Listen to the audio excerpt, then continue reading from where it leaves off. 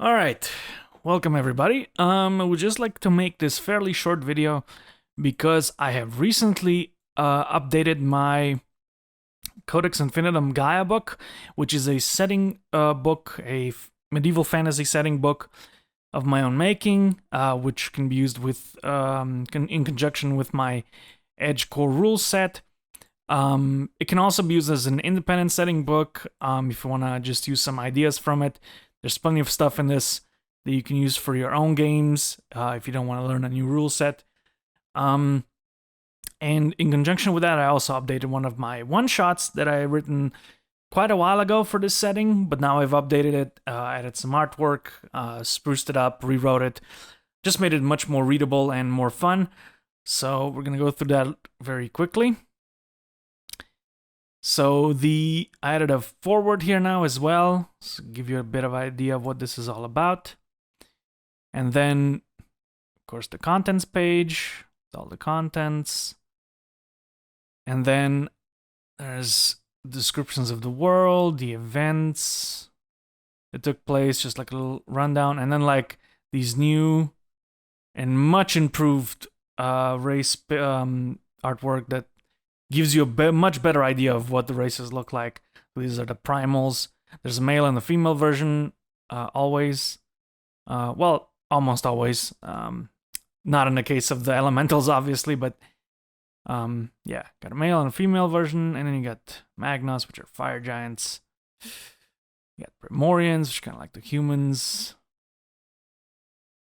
Beastborn.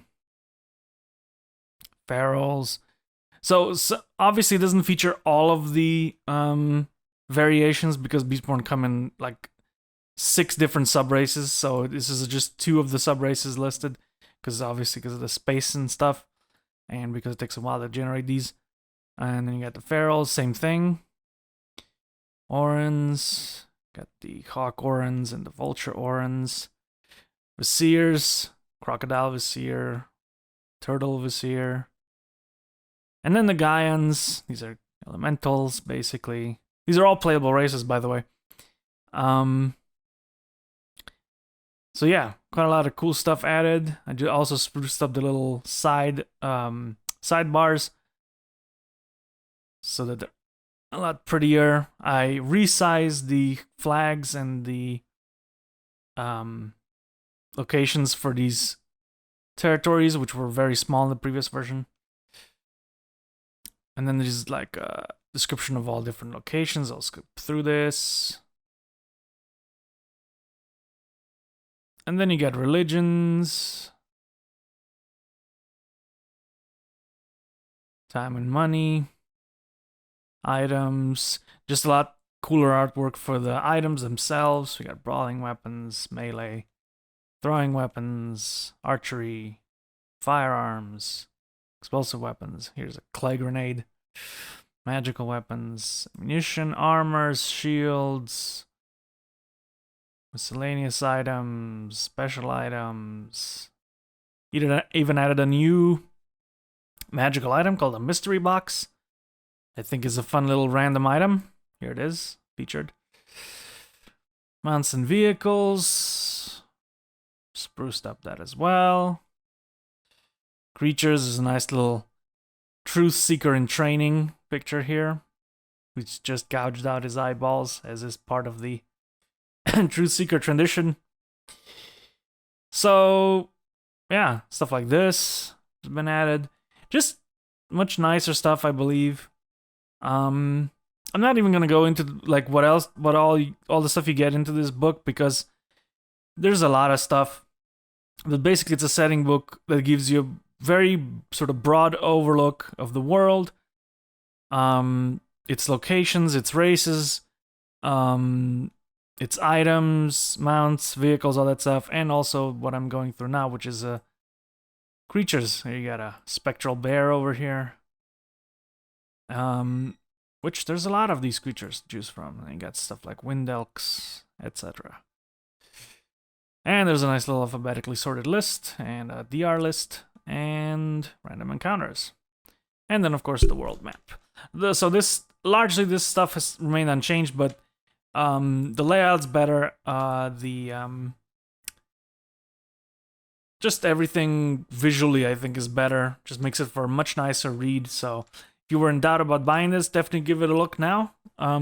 Especially because now it comes with Valorn's Tomb, a one-shot adventure, which I actually rewrote. It used to be a level 1 adventure, but now I put it as a level 5 adventure because originally this adventure was a level 1, and then you had a another adventure in the second timeline, which is like a modern post-apocalyptic dystopian timeline, which I'm in the process of upgrading. That was a level 5, and then there was another one in the sci-fi setting, which was a level 9. So it was 159 now, and then I just realized, and the reason why I did that in the first place was because I just wanted the broader spectrum to test level-wise, but now that I look back on it, it didn't really work in terms of giving players too much stuff or too little stuff, because this was a level 1 and it was just too few things to play with, I think, for one shot. So I basically just took all of them and I'm now making them into level 5 adventures. So all of these are going to be level 5, each for their own setting. This is for the first one, the one I just showed you, Gaia, the setting book. So this one takes place in that world. I added a nice little icon, so you know what it's all about. Credit section. Nice little forward. And then contents. And then you got purpose, plot, adventure guide. And then you got all the different rooms and everything. Just like a standard adventure. It's pretty fun. I ran it quite a lot of times with a lot of different players. Everyone had a lot of fun so far. You can also probably convert this pretty easily into D&D if that's the rule set you want, or some sort of other similar rule set. Like if I give you an example, this is the main boss at the end. So you got stats like strength, agility, intellect, wits, charisma, endurance, and instinct. So if you wanted, you just stay strength. Agility is basically dex.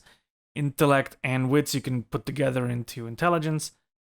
Charisma is charisma. Endurance is, constitution. And instinct is wisdom, basically.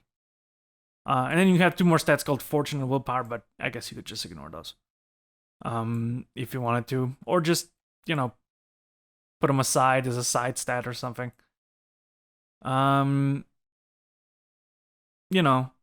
If you look at the stat block, you'll see that it's also kind of reminiscent of like the 5e stat block. So I tried to make it as simple and as easily navigatable as I could. So I actually tried converting this into like 5e just to see how it works, and it's not that difficult. It doesn't take a lot of time. So, and then you got appendices in this. And this is the famous Valorn sword that the main boss has. There's descriptions of all the items that are used in this module. All the items, everything that appears in the module is listed here if you want to know how it works. All the powers, aka spells, that are used in this module.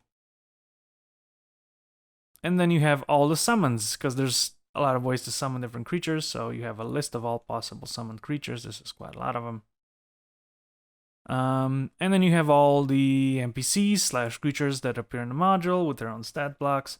So just everything you need is in this module, except for the rules, which are in the starter sets, which this is meant to be used with.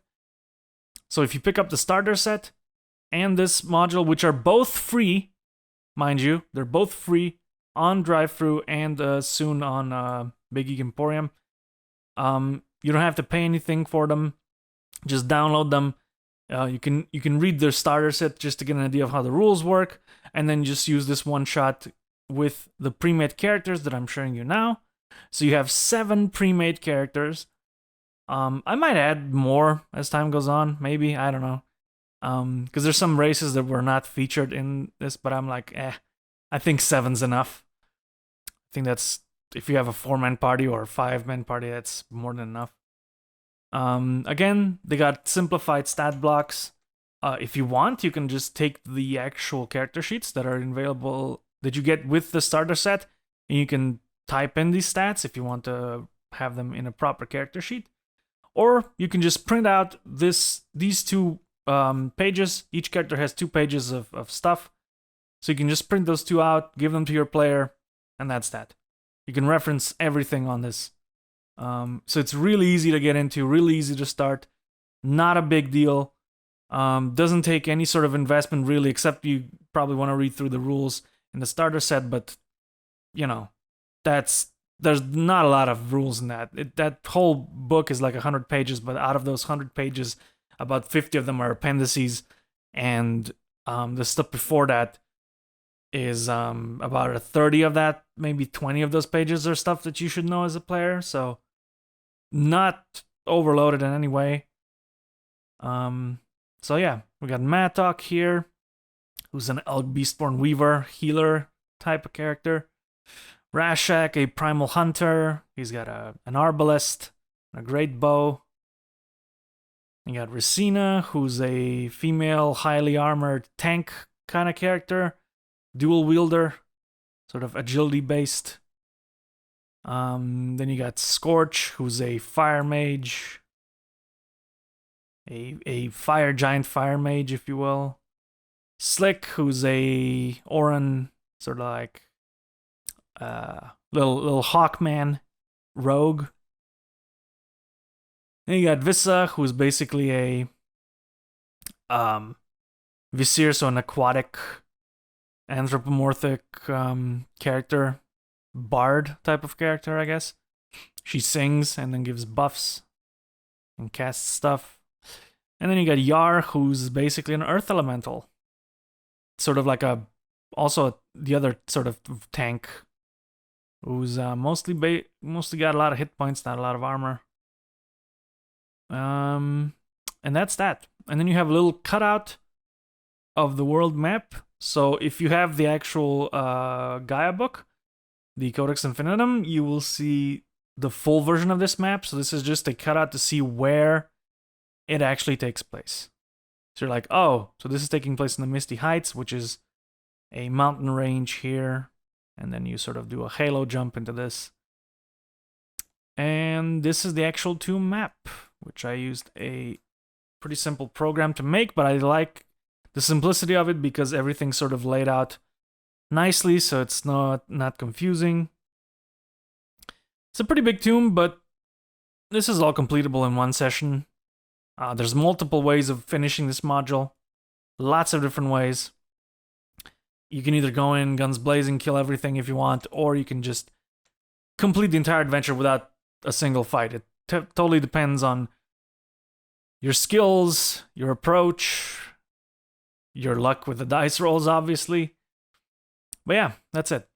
So that's it for this video. I just wanted to show you this little update, and hope you take a look. It's free, so why not download it? The other 2 one-shots I'm converting now, as well as the other 2 Codex books. And then at the end, I'll also update the core book and the starter set to make it more presentable and easier to read. So this is a job of my revamping of the whole series. So stay tuned for the next stuff, and I will make a video about it soon enough. All right. Bye-bye.